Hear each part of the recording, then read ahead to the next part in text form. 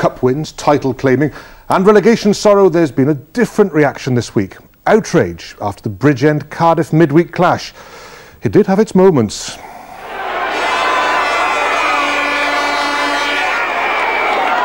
Bridgend Cardiff is always a tough game, so we went out all fired up, and you know, I don't think it was all one-sided towards Bridgend like it may have been said, but you know, the referee may have not controlled it as good as he could, but you know, it was just a good physical game, I thought. Yeah, I think in Wales we get the wrong impression of what hard men are.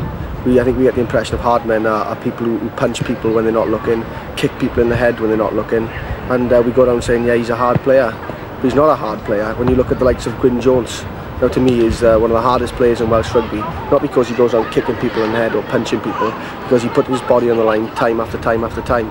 And on Wednesday, players were allowed to freely go and kick people in the head and stamp on people, and I just thought it was a disgrace.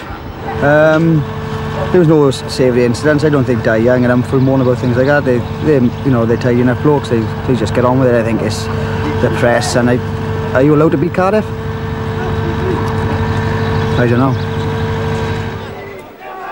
There have been rumours lately that Cardiff have been rediscovering the lost dark art of sending them through from the second row.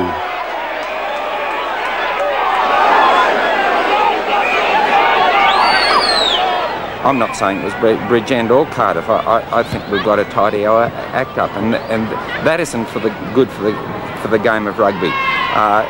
It's up to us and Bridgend now to get together, perhaps even have a look at the tape and say, well, that's not pretty good.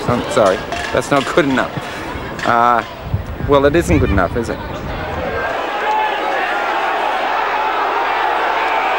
I see Nigel Walker's reporting the West Ham the next day, and he went on with thugs and etc. But you know, we just looked after ourselves. We need to be honest too, and you know, we're not going to back down to anything like that. You know, if people are putting them through and little slight incidents, you know. If people go around and go out with the intention of kicking people in the head, you don't know what damage you're doing. You could have someone's eye out.